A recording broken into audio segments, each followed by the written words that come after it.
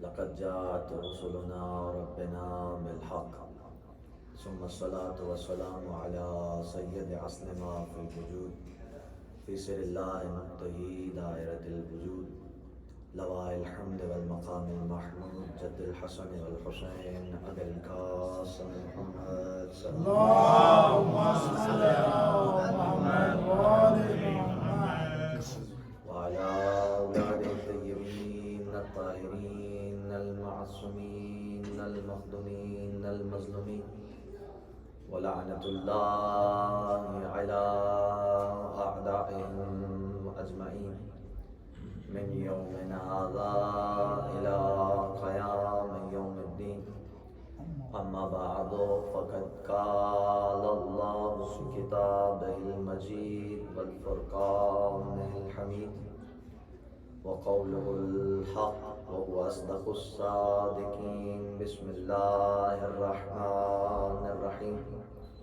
ولقد كرمنا بني آدم وحملناهم في البر والبحر ورزقناهم من الطيبات وفضلناهم على كثير ممن خلقنا تفضيلا. صدق اللهم صل على محمد وآل محمد.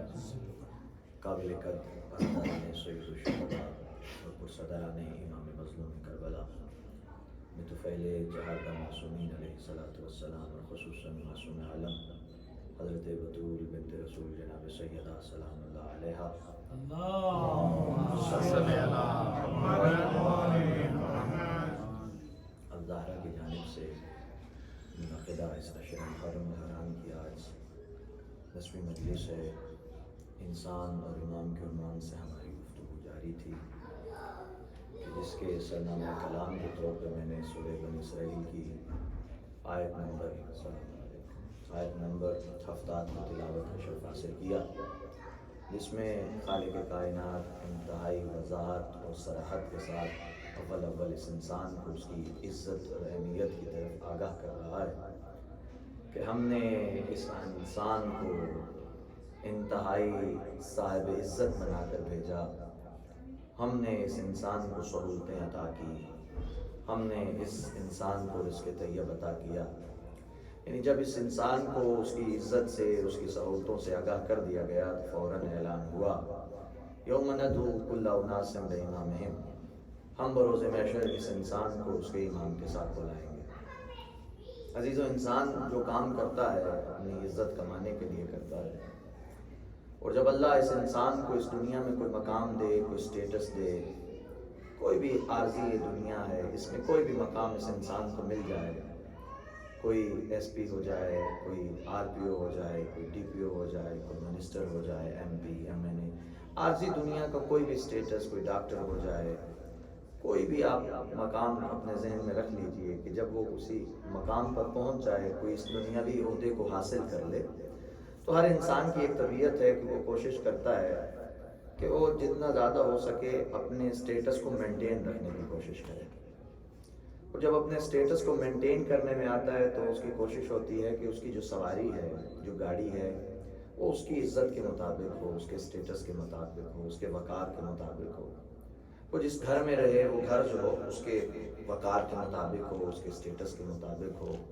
اور پھر اس گھر کو جس ایریے میں انتخاب کرتا ہے وہ ایریا بھی اس کے سٹیٹس کا ہونا چاہیے. ایسا نہیں ہے کہ جھوپڑ پٹی میں کوٹھی لگا لے، اس کو وہ بھی کوشش کرے گا کہ جو ایریا انتخاب کرے، توجہ ہے عزیز، وہ ایریا بھی جو ہے اپنے سٹیٹس کے حساب کا ہو. اور اس کے بعد جو اس کا فرینڈ سرکل ہوتا ہے، کوشش کرتا ہے اس کے دوست احباب بھی اس قسم کے ہوں کہ جو اس کے سٹیٹس کے ہوں. یعنی وہ اپنی سواری اپنے سٹیٹس کے حساب سے کیوں رکھ رہا ہے؟ تاکہ اس سواری کی وجہ سے اس کی عزت میں اور اضافہ ہو. یہ تمام کام انسان اس وجہ سے کرتا ہے تاکہ اس کی عزت میں اور زیادہ اضافہ ہو. اچھا گھر اس وجہ سے لیتا ہے تاکہ عزت میں اضافہ ہو. اپنے دوست اپنے اسٹیٹس کے حساب سے اچھے لوگ اس وجہ سے بناتا ہے تاکہ اس کی عزت میں اضافہ ہو۔ تو عزیزوں، اس عارضی دنیا میں ہر انسان یہ کوشش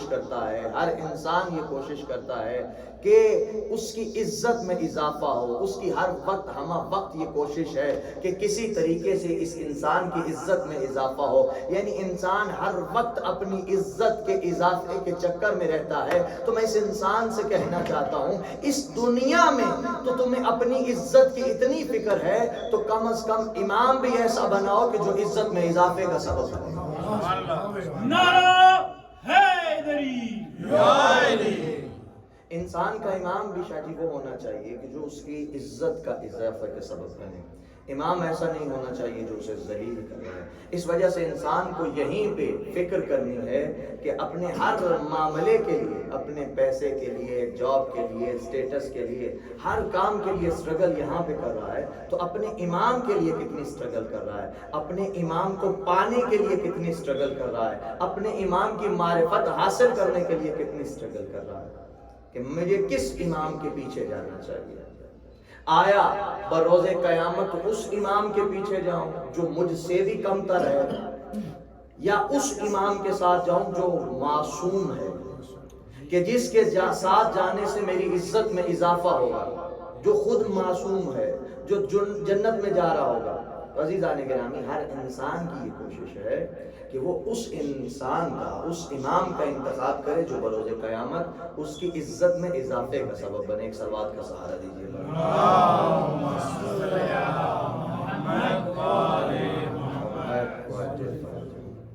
تو یہ ساری چیز اللہ تعالیٰ نے انسان کو جو عزت دی، یہ جو مقام دیا، وہ اس وجہ سے دیا گیا ہے تاکہ انسان معرفت امام حاصل کرے۔ اور عزیزوں، یہ اتنا اہم موضوع ہے، اتنا اہم موضوع، بلکہ میں آپ کو اچانک ممبر پہ بیٹھے ایک واقعہ یاد آ گیا نوشیر بھائی، جو بھی عرض کرتا جاتا ہوں۔ میرے دادا ابو نے مجھے سنایا تھا، انشاءاللہ آپ محظوظ ہوں گے۔ تو پرانا وقت تھا جب بر صغیر تھا، پاکستان اور انڈیا نہیں بنا تھا، اور یقین مانیے ابھی ذہن میں آیا، ایسا نہیں ہے کہ کوئی سوچا ہوا تھا۔ تو انہوں نے مجھے بتایا کہ ایک مرتبہ ایسا ہوا کہ جو ہمارے شیعہ برادران کی مکاتب دیگر سے تھوڑی جو ہے چپکلش سی ہو گئی، لڑائی ہو گئی، اور حکومت جو تھی اس وقت برٹش گورنمنٹ تھی، اور جب ایک دوسروں کے ساتھ ان کی، کامران بھائی توجہ ہے، ایک دوسرے کے ساتھ جب ان کی تھوڑی بہت ہاتھا پائی ہو گئی تو معاملہ آگے بڑھ گیا۔ تو حکومت کے کرندے تھے، جو پولیس والے تھے، ان کو لے کے گئے۔ جب آمنے سامنے ایک دوسرے سے بات چیت ہونے لگی تو انہوں نے کہا کہ آخر وجہ کیا تھی، تم ایک دوسرے سے لڑ کیوں رہے تھے؟ تو جو مکاتب دیگر کے لوگ تھے وہ کہنے لگے کہ سر پرابلم یہ تھی، جو انسپیکٹر تھا یا جو سپرنٹینڈنٹ تھا اس نے پوچھا کہ کیوں لڑ رہی تھی؟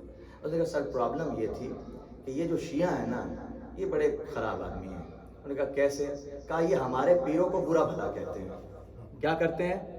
ہمارے پیروں کو جو ہے نا برا بھلا کہتے ہیں۔ تو سپرنٹینڈنٹ کہتا ہے شاہ جی کہ تم بھی اس کے بدلے میں یہی کر لو، تم بھی ان کے پیروں کو برا بھلا کہہ لو۔ کہتا مجبوری یہ ہے ہم ان کو برا بھلا کہہ نہیں سکتے، مجبوری یہ ہے ہم ان کو برا بھلا کہہ نہیں سکتے۔ تو سپرنٹینڈنٹ کہتا ہے کہ پھر کھانا خراب ان کا نہیں، کھانا خراب تمہارا ہے، تم نے ایسے پیر چنے ہی کیوں ہیں جنہیں برا بھلا کہا جا سکے۔ نعرہ حیدری یا علی۔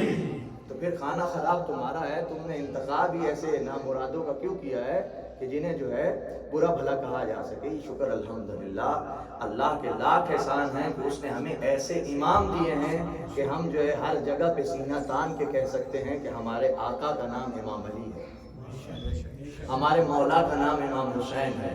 لیکن بس عزیزوں، میں ہر وقت جب یہ جملہ کہتا ہوں تو یہ کہتا ہوں کہ ہمیں بس اس قابل بننا ہے کہ ہمیں امام علی بھی کہہ سکیں کہ یہ ہمارا چاہنے والا ہے، امام حسین کہہ سکیں کہ یہ ہمارا مختار ہے، یہ میرا خزادار ہے۔ صلوات پڑھیے بر محمد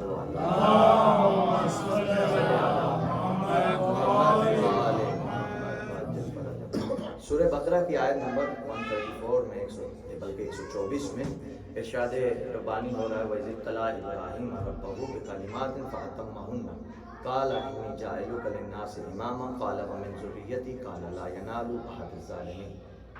یہ عہدہ امامت اتنا ضروری ہے کہ اس کے بارے میں خالق کائنات یہ کہہ رہا ہے کہ اے ابراہیم، یاد کرو اس وقت کو کہ جب ہم نے آپ سے آزمائش لی کلمات کے ذریعے سے، جب ہم نے آپ کو آزمایا کلمات کے ذریعے سے۔ اور جب آپ اس آزمائش میں پورے ہو گئے تو ہم نے آپ کو امام بنایا لوگوں کے لیے۔ دیکھیے ابراہیم کوئی عام شخصیت نہیں ہے، ابراہیم نبی بھی ہیں، ابراہیم رسول بھی ہیں، ابراہیم خلیل بھی ہیں، اور اس کے بعد عہدہ امامت کا ذکر ہو رہا ہے۔ یہاں پہ اللہ نے ہمیں عہدہ امامت کی اہمیت بتائی ہے۔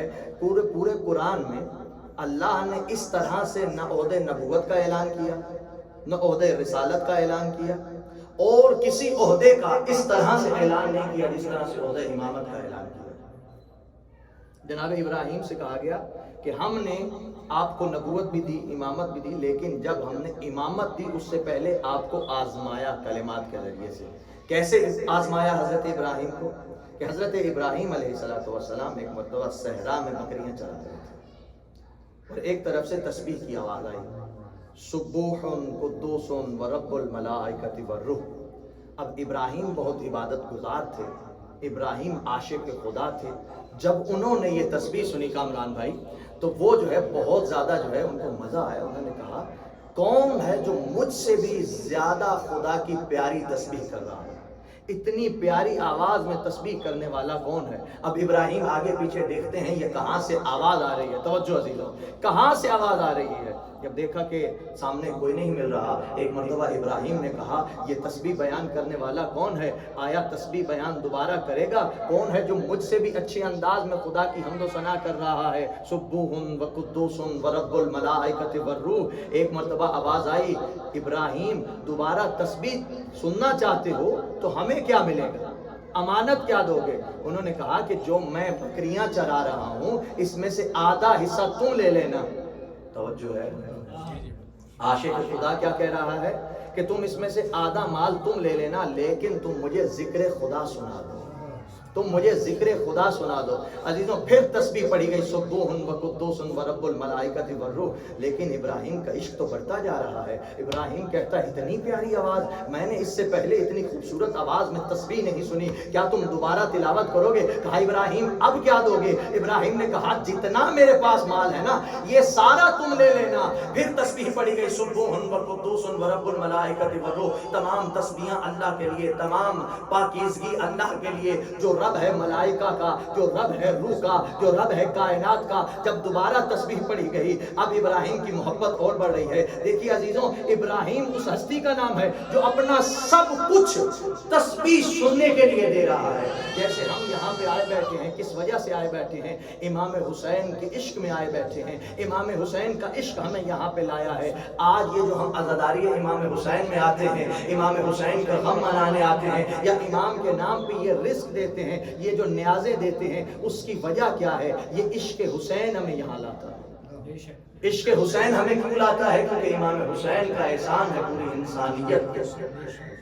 عزیزان محترم، اسی طرح جناب ابراہیم صرف تسبیح سننے کے لیے، صرف تسبیح سننے کے لیے اپنا سب کچھ دینے کے لیے تیار ہیں۔ ایک مرتبہ کہا کیا پھر مجھے تسبیح سننا مل سکتا ہے؟ کہا ابراہیم اب کیا دو گے؟ سارا مال تو تم دے چکے ہو۔ کہا کہ میں تمہاری خدمت کروں گا، میں تمہاری غلامی میں آ جاؤں گا، آدھا وقت میں تمہاری غلامی کروں گا۔ آواز آئی ٹھیک ہے۔ ایک مرتبہ پھر تلاوت کی گئی، سبوح و قدوس و رب الملائکۃ والروح۔ اب ایک مرتبہ ابراہیم نے پھر کہا کیا میں پھر یہ تسبیح سن سکتا ہوں؟ کیا تم میرے سامنے آ سکتے ہو؟ آواز آئی ابراہیم اب کیا دو گے؟ کہا اب میں ساری کی ساری ہر وقت آپ کی خدمت کرتا رہوں گا، بس یہ تسبیح میرے سامنے آ کے سنا دو۔ اب تسبیح پڑھی گئی، سبوح و قدوس و رب الملائکۃ والروح۔ آواز آئی ابراہیم ہم تمہیں غلامی میں نہیں لینا چاہتے، میں تو بس اللہ کی طرف سے فرستادہ ہوا ہوں، میں بس اللہ کی طرف سے بھیجا ہوا ہوں۔ میں تو یہ چاہتا تھا کہ اللہ جسے خلیل بنا رہا ہے، اللہ جسے اپنا دوست بنا رہا ہے، اسے دیکھے تو صحیح یہ اللہ سے کتنی محبت کرتا ہے۔ محمد والے محمد صلی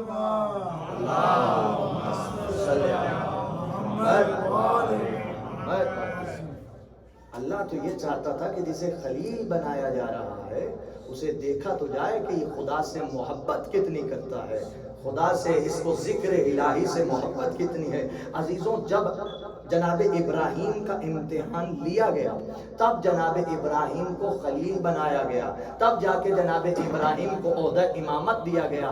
जनाब इब्राहीम नबी भी हैं। तवज्जो कीजिएगा अजीजों, सारा जुमला जिस जुमले के लिए दिया है, ये सारी जो तमहीद अभी तक बांधी है, किस जुमले की वजह से बांधी है? इब्राहीम नबी भी थे, इब्राहीम रसूल भी थे, अहलियत नबूवत भी रखती थे, अहलियत रिसालत भी रखते थे, अरे खलील के अहल भी थे, लेकिन उसके बावजूद इम्तिहान के बगैर जनाब इब्राहीम को ओहदा इमामत नहीं किया।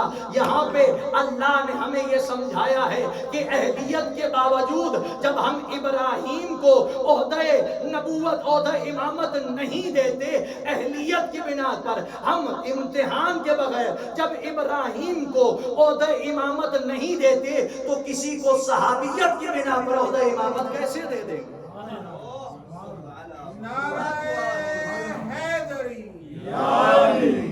बारे दीगर बावाज़ बुलंद से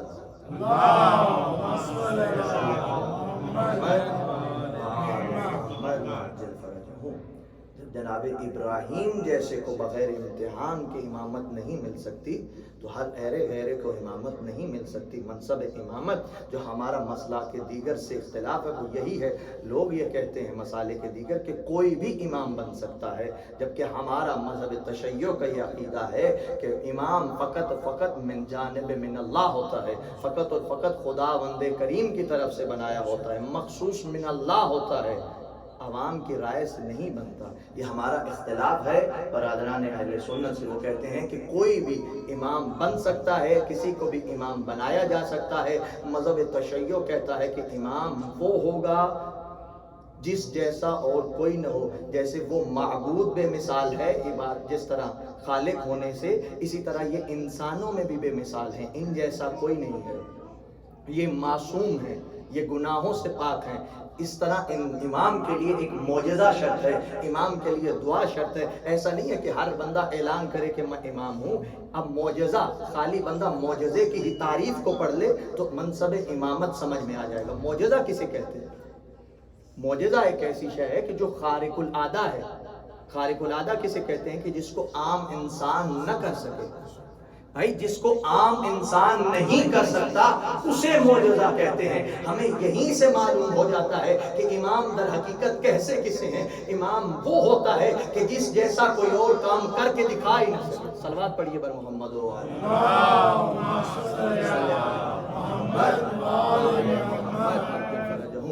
अब जनाब इब्राहीम के फ़ज़ाइल के लिए पूरा कुरान भरा पड़ा है। बस उसी में से एक वाक़या आपके हुज़ूर पेश करना चाहता हूँ कि एक मरतबा जनाब इब्राहीम अपने घर वालों के लिए आटा लेने के लिए बाज़ार में आए। जब वहाँ पे पहुँचे तो देखा कि दुकानें बंद हो चुकी हैं, मार्केट बंद हो चुकी है। तो जनाब इब्राहीम के हाथ में एक बोरा है। तो जनाब इब्राहीम ने सोचा कि अगर मैं यूँ खाली हाथ चला जाऊँगा तो जो मेरे हरम हैं, जो घर वाले हैं, इस खाली बोरे को देख के उनका दिल टूट जाएगा, उनका दिल टूट जाएगा। तो मैं क्या करूँ? जनाब इब्राहीम ने सोचा कि मैं इसको जो है इसमें रेत भर लेता हूँ। तवज्जो कीजिएगा अजीजों, मैं इसमें रेत भर लेता हूँ। अब जनाब इब्राहीम ने यह किया कि उसमें रेत भर ली उस बोरे में, और जनाब इब्राहीम चल पड़े। जनाब इब्राहीम ने बोरा उठाया हुआ है, उसमें रेत भरी है, और जब घर में आए बोरे को रखा। जैसे ही बोरे को रखा गया तो जब जनाब इब्राहीम का खानवादा आया, जब उन्होंने, उनकी बीवी ज़ौजा आई और उन्होंने खोला, तो अब ये रेत नहीं बल्कि आटा बन चुका था। जुमला मैंने बड़ी आसानी से दिया है तो इस वजह से आपने तवज्जो ही नहीं की है। अब जनाब इब्राहीम अलैहिस्सलातु वस्सलाम जो उस रेत को उठा के लाए थे, जब घर में आए तो वो रेत नहीं है बल्कि आटा बन चुका है। रेत रेत नहीं रही, आटा बन चुका है। अल्लाह ने हमें मनसब इमामत की एक दलील समझाई कि इमाम वो होता है कि जिसके हाथों में ये बरकत होती है कि माहियत बदल जाती है, कैफियत बदल जाती है। जब इब्राहीम ने उठाया था वो थैला तो उसमें रेत थी, जब इब्राहीम की ज़ौजा ने खोला तो वो रेत से आटा बन चुका। अल्लाह ने हमें समझाया इमाम वो होता है, इमाम के हाथ में ये ताकत होती है कि माहियत बदल जाती है। जब इब्राहीम घर से चले तो वो, जब बाजार से चले उस वक्त वो रेत थी, जब घर में पहुंचे तो वो आटा बन चुका था। अल्लाह ने बताया इमाम वो होगा जिसके हाथों में आके अशिया की कैफियत बदल जाएगी, माहियत बदल जाएगी। इमामत इब्राहीम के हाथ में आई तो रेत आटा बन गया। इमामत मौला सज्जाद के हाथों में आई, हाथों का धोवन हीरे जवाहरात बन गया।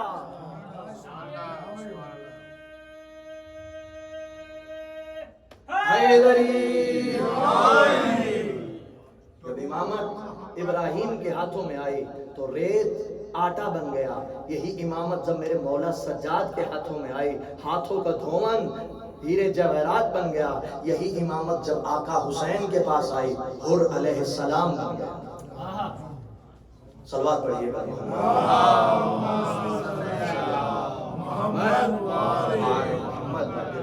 अब कुरान कहता है कि इब्राहिम अलैहिस्सलाम का मिजाज ऐसा था, इब्राहिम अलैहिस्सलाम का मिजाज ऐसा था कि बगैर मेहमान के खाना खाते ही नहीं थे। यहाँ पे मेहमान नवाजी भी बताई गई है कि कितना सवाब है। वहीं ये बताया गया कि हज़रत इब्राहिम बगैर मेहमान के खाना खाते ही नहीं थे। एक मर्तबा हज़रत इब्राहिम सुबह से शाम हो गई लेकिन कोई मेहमान नहीं आया और सुफरा बिछा हुआ है कि अल्लाह को ये बर्दाश्त ना हुआ कि मेरा नबी भूखा रहे। अल्लाह ने अपने मलाइका को हज़रत इब्राहिम के दस्तरखान पे भेज दिया कि जाओ इब्राहिम के दस्तरखान पे। जब आए मलाइका, जनाब इब्राहिम मलाइका को ले आए सुफरे पे। अब सुफरे पे मलाइका बैठे हुए हैं, जनाब इब्राहिम कह रहे हैं कि खाना खाओ। जनाब इब्राहिम मलाइका से कह रहे हैं कि खाना खाओ, लेकिन मलाइका खाना नहीं खा रहे। इब्राहिम कहते हैं निवाला तोड़ो, मलाइका निवाला नहीं तोड़ रहे। इब्राहिम कहते हैं खाना खाओ, मलाइका खाना नहीं खा रहे।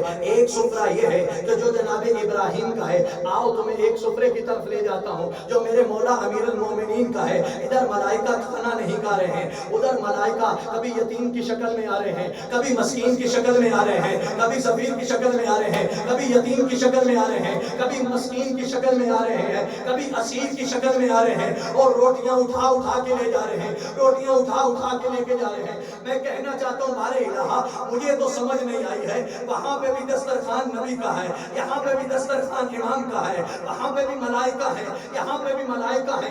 वहां पे मलाइका खाना खा नहीं रहे हैं, निवाला तोड़ नहीं रहे हैं, यहाँ पे रोटियां लेके जा रहे हैं, रोटियां लेके जा रहे हैं। आवाज़े कुदरत आएगी। मैं मकाम समझाना चाहता हूँ, ये समझो जो इब्राहिम का दस्तरखान है, वहाँ की रोटियां हाजरा के हाथों की बनी हुई है, यहाँ की रोटियां ज़हरा के हाथों की बनी।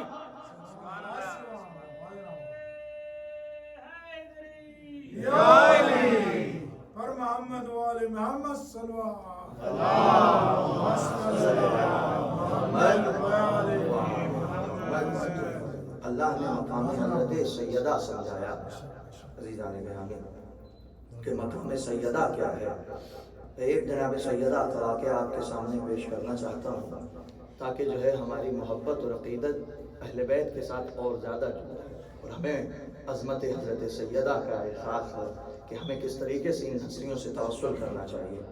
चीज़ों एक मरतबा एक यहूदी जनाब सैयदा के दरवाजे पे आया और कहने लगा कि बीबी मेरे घर में मेरी बेटी की शादी है, अगर आप हमारे घर में आएंगी तो हमारी जो है मकबूलियत में, हमारी इज्जत में इजाफा हो जाएगा। तो आका दादी ने कहा कि आप मेरे बाबा से इजाज़त लीजिए, मेरे शोहर से इजाज़त लीजिए, तब मैं आपके घर में आऊँगा। तो ये आया रसूल खुदा के पास, इसने कहा कि या रसूल अल्लाह, आप अपने पूरे खानवादे के साथ अगर हमारे घर में तशरीफ़ लाएंगे तो हमारी इज्जत में इजाफा हो जाएगा, आप हमारे घर में मेहरबानी करके तशरीफ़ लाएं। इजाज़त मिल गई, कहा गया। अब जब शादी वाला दिन आया, जिस दिन उसकी शादी थी, तो जनाब सैयदा ने मुसल्ला बिछाया और मुसल्ले पे खुदावंद करीम से दुआ की कि खुदाया तू जानता है कि ये जो यहूदी है इसने मुझे दावत क्यों दी है। इसने दावत इस वजह से दी है ताकि लोगों के सामने मेरा मजाक उड़ाए, लोगों के सामने मेरे बाबा का मजाक उड़ाए। इसके जो घर में सारी औरतें होंगी उन्होंने लिबास फाखरा पहने होंगे, दुनियावी जो है जेवरात से आरास्ता होंगे। मेरे पास दुनियावी जेवरात नहीं है, उस तरह का लिबास फाखरा नहीं है। बस ये लोगों के सामने दिखाना चाहता है कि जो नबी अपनी बेटी को लिबास फाखराना नहीं दे सकता, बेहतरीन लिबास नहीं दे सकता, वो मुसलमानों की शफाअत कैसे करवाएगा। अब जनाब सैयदा ने जब दुआ की, जब दुआ से हाथ नीचे नहीं आए थे, इससे पहले के बेहिस से जनाब सैयदा के लिए लिबास फाखराना आया। जनाब सैयदा के लिबास आया, जवाहरात आए अर्श से, जन्नत से, और जनाब सैयदा ने ज़ेब तन किया उन लिबास को और ज़ेवरात को। जब जनाब सैयदा ने ज़ेब तन किया तो उन यहूदी औरतों के घर में जहाँ पे शादी थी, जनाब सैयदा गई। अब जब जनाब सैयदा वहाँ पे पहुँची, तवज्जो के साथ सुनिएगा, जब जनाब सैयदा वहाँ पे पहुँची तो जितनी यहूदी औरतें थी سیدہ کے نور کو دیکھ کے بے ہوش ہو گئے۔ وہ جن کا ارادہ یہ تھا کہ جناب سیدہ کی توہین کریں، جیسے ہی سیدہ کے نور کو دیکھا ساری یہودی عورتیں بے ہوش ہو گئی۔ میں کہنا چاہتا ہوں ہوتی بھی کیسے نہ جناب سیدہ کے نور کو دیکھ کے بے ہوش۔ ارے ان کا جو نبی ہے حضرت موسیٰ وہ بھی نور کو دیکھ کے بے ہوش ہو گئے تھے، اب یہ سیدہ کے نور کو دیکھ کے بے ہوش کیسے؟ محمد والے محمد بلند تر صلوات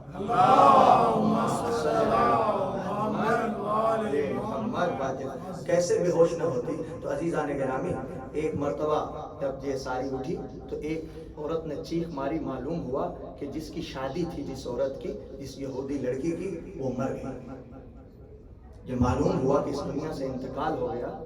اب جس گھر میں شادی تھی اور معصوم کی توہین کرنا چاہتے تھے اس گھر میں فوتکی ہو گئی۔ اب جناب سیدہ اس حجرے میں گئی جہاں پہ وہ مری پڑی تھی۔ جناب سیدہ نے مصلی بچھایا، جناب سیدہ نے ہاتھوں کو بلند کیا اور کہا میرے اللہ تجھے واسطہ ہے میرے بابا مصطفیٰ کا، میرے اللہ تجھے واسطہ ہے میرے شوہر علی مرتضیٰ کا، اس کو زندہ کر دے۔ عزیزو جناب سیدہ کے ہاتھ نیچے نہیں آئے تھے کہ وہ کلمہ پڑھتے ہوئے اٹھی۔ اٹھ کے کلمہ پڑھنا اور ہے، کلمہ پڑھتے ہوئے اٹھنا اور ہے۔ اس وقت اسے معرفت ہو چکی تھی۔ عزیزو ہمیں چاہیے کہ ہم معرفت ائمہ حاصل کریں، معرفت امام حاصل کریں کہ ہم نے کن کے در سے اپنے آپ کو جوڑا ہے، وہ کتنی عظیم ہستیاں ہیں۔ عزیزو مجھے آج جناب باب الحوائج کے حوالے سے مسائل پڑھنے ہیں۔ میں چاہتا ہوں کہ آپ جانیے کہ جس گھر کا 6 ماہ کا بچہ بھی باب الحوائج ہو، اس گھر کے خاندان کا کیا عالم ہوگا؟ جس گھر کے 6 ماہ کے بچے بھی باب الحوائج ہیں، جس گھر کے بچے بھی باب الحوائج ہیں۔ مرزا قمی آج سے تقریباً 216 سال پہلے مرزا قمی اس دنیا سے گئے۔ یہ آیت اللہ ہیں، وقت کے مجتہد ہیں، جو لوگ کم میں جناب سیدہ معصومہ کم کی زیارت کر چکے انہیں پتہ ہے کہ یہ ان کا جو مقبرہ ہے بالکل حرم سیدہ کے سامنے ہے، اور آج بھی لوگ جو ہے ان سے جا کے دعا کرتے ہیں اور اپنی حاجت طلب کرتے ہیں۔ مسجد حسن عسکری کے بالکل سامنے اور جناب سیدہ کے حرم کے سامنے درمیان میں یہ واقع ہے۔ تو مرزا قمی جب اپنی کلاس میں درس پڑھایا کرتے تھے تو مرزا قمی یہ کہا کرتے تھے اپنے شاگردوں سے کہ مصائب حضرت علی اصغر بیان کیا کرو۔ تو وہ شاگرد کہتے تھے کہ استاد آپ ہمیشہ جو ہے تاکید کرتے ہیں کہ مصائب باب الحوائج پڑھا کریں، آخر وجہ کیا ہے، کس وجہ سے ہم مصائب باب الحوائج پڑھا کریں؟ تو جناب مرزا قمی کہتے ہیں اس وجہ سے جب بھی مجھے سب سے زیادہ مشکل درپیش ہوتی ہے، پریشانی درپیش ہوتی ہے، تو میں جناب باب الحوائج حضرت علی اصغر کا واسطہ دیتا ہوں، اس ذات کے ساتھ توسل کرتا ہوں تو اللہ میری ہر دعا کو قبول کرتا ہے، اللہ میری تمام مشکلات کو دور کر دیتا ہے۔ عزیزو جب بھی آپ کی زندگی میں کوئی مشکل بنے تو جہاں آپ حضرت باب الحوائج عباس کا وسیلہ بناتے ہیں، حضرت امام حسین کا وسیلہ بناتے ہیں، وہاں جناب علی اصغر کو چھوٹا مت سمجھیے، وہاں پہ جناب علی اصغر کو وسیلہ بنائیے۔ جناب مرزا قمی کے ایک دوست ہیں مرزا ید اللہ، ان کا ایک بیٹا تھا مریض، اس کو دورے پڑتے تھے، 4 سال کی اس کی عمر تھی، اتنا ضعیف اور ناتوان تھا، اتنا زیادہ ضعیف اور ناتوان تھا کہ چلتے چلتے گر جاتا اور نجاست و طہارت کی جو ہے وہ حالت میں باقی نہیں رہتا، نجاست یوں نکل آتی۔ تو مرزا ید اللہ بہت پریشان تھے، ڈاکٹروں نے اسے جواب دے دیا۔ ایک دفعہ اس بچے کے ماموں نے مرزا ید اللہ سے کہا کہ میرا دل چاہ رہا ہے کہ باب الحوائج حضرت علی اصغر کو خط لکھا جائے، عریضہ لکھا جائے، میری طرف سے نہیں، اس بچے کے نام سے۔ جب ہم اس بچے کے نام سے لکھیں گے، مرزا ید اللہ کو یہ پسند آیا، انہوں نے ایک عریضہ بنایا اور اس عریضے پہ حضرت باب الحوائج کا جو ہے یوں لکھا، السلام علیک یا باب الحوائج، اے باب الحوائج علی اصغر آپ کو سلام ہو، میں 4 سال کی میری عمر ہے، ڈاکٹروں نے مجھے جواب دے دیا ہے، نتیجے کا کچھ پتہ نہیں ہے، آپ کو آپ کے بابا حسین کا واسطہ، آپ کو آپ کی ماں رباب کا واسطہ، آپ کو اپنی بہن سکینہ کا واسطہ، مجھے شفا دیجیے۔ اب اس کے بعد حضرت آیت اللہ ید اللہ نے اس سیاہی سے اس بچے کے ہاتھوں کو جو ہے لگوایا اس خط کے اوپر، اس عریضے کے اوپر. اب سوچ رہے ہیں کہ اس عریضے کو کہاں دیا جائے. اسی دنوں میں چند لوگ زیارت امام حسین پہ جا رہے تھے، تو کہا کہ جب آپ امام حسین کے پاس کربلا میں پہنچے تو اس عریضے کو وہاں پہ رکھ دیجئے گا. عزیزوں، یہ قافلہ نکلا. چند دنوں کے بعد جو ہے حضرت آیت اللہ ید اللہ کو خواب میں امام رضا آ کے ملے، اور امام رضا نے آ کے کہا کہ ید اللہ، ہم نے آپ کا عریضہ چچا علی اصغر کو پہنچا دیا ہے. عزیز دیکھیے، امام رضا حضرت علی اصغر کو چچا کہہ رہے ہیں، امام وقت چچا کہہ رہے ہیں. تو یہ مت سمجھیے کہ علی اصغر چھوٹے ہیں. انوار کی دنیا میں حضرت علی اصغر، ان کا وجود اس دنیا میں 6 ماہ کا تھا، لیکن انوار کے عالم میں حضرت علی اصغر 6 ماہ کے نہیں ہیں. حضرت امام رضا انہیں اپنا چچا کہہ رہے ہیں. تو کیا کہا کہ میں نے آپ کا جو عریضہ ہے اپنے چچا علی اصغر تک پہنچا دیا ہے. اب جب صبح اٹھے حضرت ید اللہ تو بہت پریشان ہیں. تعجب ہے کہ امام رضا کہاں سے، میں نے خط کہاں بھیجایا تھا عریضہ. تو صبح جب دیکھا تو ان کے بیٹا جو ہے آہستہ آہستہ شفایاب ہو رہا ہے. آہستہ آہستہ شفایاب ہونا شروع ہو گیا ان کا بیٹا، اور چند دنوں کے بعد مکمل صحت یاب ہو گئے. اور کچھ دنوں کے بعد وہ لوگ جو گئے تھے زیارت کے لیے وہ آئے تو انہوں نے پوچھا ید اللہ نے کہ آپ نے میرا عریضہ کہاں پہنچایا. تو انہوں نے کہا کہ ہمارے جو دوست جا رہے تھے زیارت پہ تو وہ لوگ جو ہیں ہمارا تو ان دوستوں کا پروگرام کینسل ہو گیا تو ہم نہیں جا سکے. لیکن میں نے کہا کہ میں کربلا نہیں جا سکا تو میں جاتا ہوں حرم امام رضا. جب میں مولا کی زیارت کو وہاں پہنچا تو میں نے سوچا کہ آپ کے عریضے کو یہاں پہ ڈال دوں، تو میں نے آپ کے عریضے کو وہاں ڈال دیا. تو عزیزوں دیکھیے، امام رضا علیہ الصلوۃ والسلام کے حرم میں عریضہ ڈالا گیا، اور خود امام رضا اس عریضے کو لے کے حضرت علی اصغر کے پاس لے گئے. عزیزوں، پھر اس بچے کو شفا ملی. جہاں علی اصغر کا یہ عالم ہے، 6 ماہ کا بچہ اتنا باب الحوائج ہے، وہاں حضرت امام حسین کا کیا عالم ہوگا. عزیزوں، ان ہستیوں کو پہچاننے کی ضرورت ہے، معرفت کی ضرورت ہے. عزیزوں، 2 جملے مصائب کے عرض کرنا چاہتا ہوں کہ جب جناب مختار ثقفی نے امام حسین کے قاتلین کے سر کو مولا سجاد کے پاس بھیجا تو مولا سجاد نے ایک جملہ کہا.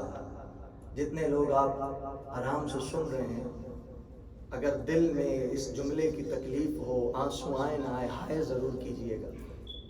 مولا سجاد نے ایک مرتبہ جو سر لایا تھا نا اسے کہا کہ مختار سے جا کے کہنا کہ ابھی تک اس کو نہیں پکڑا جس کی وجہ سے میری ماں ٹھنڈا پانی نہیں پیتی، ابھی تک اس کو نہیں پکڑا جس کی وجہ سے میری ماں دھوپ پہ بیٹھتی ہے. عزیزوں، جب جناب مختار نے اس لعین کو پکڑا نا، جب یہ لعین ہرملا زنجیروں میں جکڑا ہوا ہے جناب مختار کے پاس، ایک مرتبہ جناب مختار نے کہا کہ لعین بتا تو نے کربلا میں کون کون سے ظلم کیے. تو یہ لعین کہتا جب میں کوفہ سے چلا تو میں نے 3 تیر ایسے اٹھائے جس سے میں نے زہرا کے چمن کو ویران کر دیا. عزیزوں، یہ کہتا ہے میں نے پہلا تیر اس وقت اٹھایا جب حسین کا بھائی عباس دونوں بازو کٹ چکے تھے لیکن پانی خیموں کی طرف لے کے جا رہا تھا. میں نے تیر کو نشانے پہ رکھا، یہ تیر عباس کی آنکھ میں لگا کہ عباس نے کہا مولا انا نزلت عن الخصام. عزیزوں، یہ لعین کہتا ہے عزادارو جملہ سننا، یہ لعین کہتا میں نے دوسرا تیر اس وقت اٹھایا جب حسین کی پیشانی میں پتھر لگا، حسین خون کو صاف کرنا چاہتے تھے. میں نے تیر نشانے پہ رکھا، یہ تیر حسین کے سینے میں لگا، حسین نے پشت سے تیر کو نکالا. عزادارو، یہ لعین کہتا ہے میں نے تیسرا تیر اس وقت اٹھایا جب حسین اپنے 6 ماہ کے بیٹے علی اصغر کو کربلا کے میدان میں لائے. اجرکم اللہ، اجرکم سیدہ. ایک رات کا مہمان رہ گیا ہے زہرا کا لال، کوئی آنکھ ایسی نہ ہو جو خالی رہ جائے. عزیزوں، جناب امام حسین علیہ السلام نے عمر سعد سے کلام کیا، لشکر سے ایک مرتبہ غربت کا اعلان کیا، حل من ناصر ینصر. ہے کوئی میں غریب کی مدد کرنے والا، ہے کوئی میری بہنوں کی چادروں کو بچانے والا؟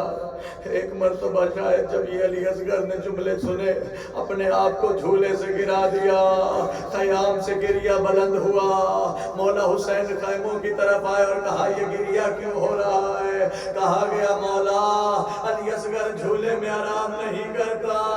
ارے کیسے کرتا جھولے میں آرام جب بابا غربت کا اعلان کر رہا ہے؟ علی اصغر کو کہا کہ لاؤ علی اصغر کو، میں علی اصغر کو پانی پلا کے لاتا ہوں۔ عزادارو جناب علی اصغر کو مولا حسین نے لیا کہ مولا حسین لے کے آئے مقتل میں۔ ایک مرتبہ عمر سعد سے کہا عمر سعد وہ دیکھو تمہارے جانور پانی پی رہے ہیں، اونٹ پانی پی رہے ہیں، گھوڑے پانی پی رہے ہیں، دیکھو تمہارے سامنے کوئی مجرم ہے تو وہ حسین ہے، اس 6 ماہ کے بچے کا کیا قصور ہے، اسے تو پانی پلا دو۔ ایک مرتبہ سارا لشکر ہنستا ہے، حسین پہ ہنس کے کہتا حسین پانی خود پینا ہے، نام بچے کا کرتے ہو۔ علی اصغر پانی خود مانگے، ہم علی اصغر کو پانی دیں گے۔ علی اصغر کو ہاتھوں پہ اٹھایا ہوا حسین نے اور علی اصغر سے کہا علی اصغر انہوں نے حق میری ماں کو بھی نہیں دیا تھا، علی اصغر پانی تجھے بھی نہیں ملنا، لیکن باپ کی صداقت کو ثابت کر۔ عزادار علی اصغر کو زمین نینوا پہ لٹایا اور کہہ رہے تھے علی اصغر مجھے معاف کرنا، کربلا کی زمین بڑی گرم ہے، تیرا جسم بڑا نرم ہے۔ عزادار علی اصغر نے ایک مرتبہ کہا العطاش العطاش۔ جب یہ صدا بلند ہوئی عمر سعد کے لشکر نے کروٹ کرنا شروع کی۔ جب عمر سعد نے دیکھا میری فوج کا یہ عالم ہے، کہنے لگا میں جیتی ہوئی جنگ ہار جاؤں گا۔ حرملا علی اصغر کے کلام کو قطع کر دے۔ عزیزوں اب اس لعین نے ایک تیر اٹھایا،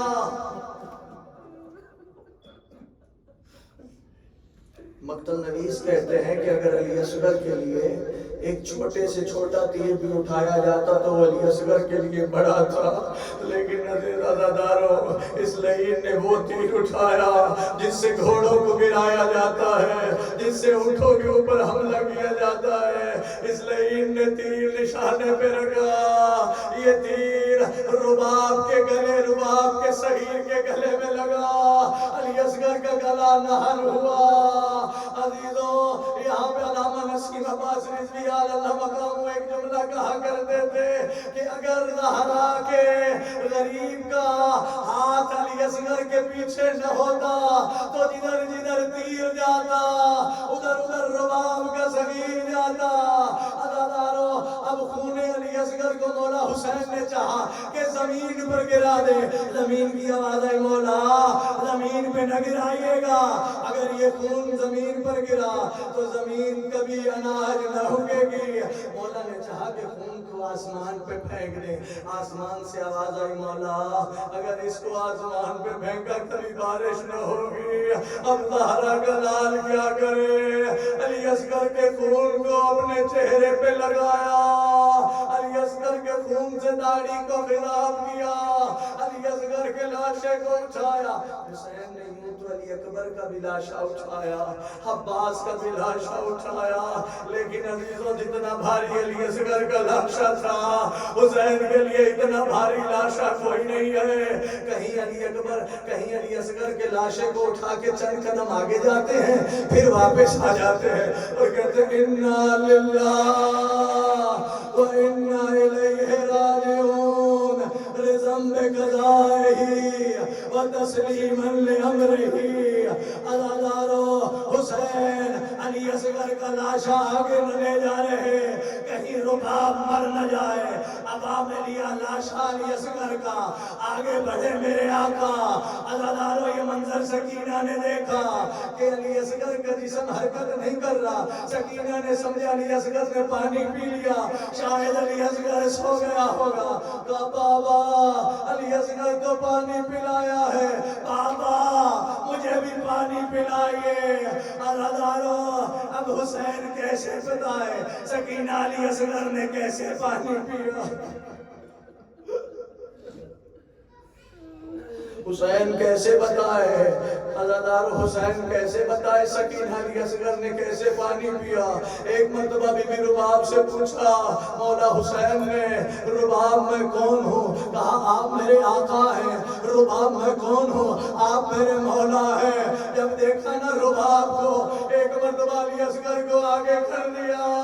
بی بی نے علی اصغر کو دیکھا اور کہا علی اصغر کیا تجھ جیسے کو بھی نہر کیا جاتا ہے؟ علی اصغر عرب تو اونٹنی کے بچے کو بھی نہر نہیں کرتے، علی اصغر یہ عرب نہیں تھے جنہوں نے تجھے نہر کر دیا۔ عزاداروں کے 11 محرم کو جب سروں کی گنتی کی جا رہی تھی، ایک مرتبہ عمر سعد نے کہا ایک سر کم ہے۔ یہ لعین کہتا ہے، ایک لعین آگے بڑھا، میں نے حسین کو دیکھا تھا اپنے 6 ماہ کے بچے کو دفن کر رہا تھا۔ یہ لعین کہتا ہے جاؤ اس کا سر لے کے آؤ۔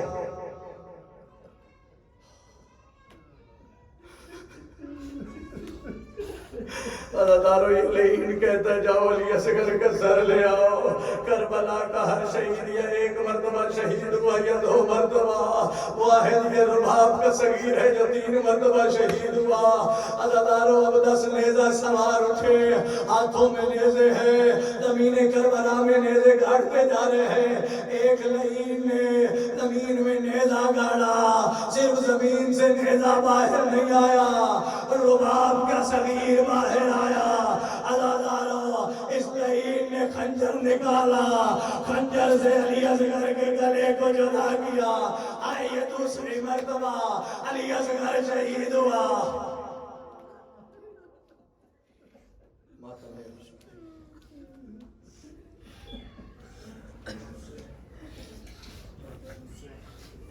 یا حسین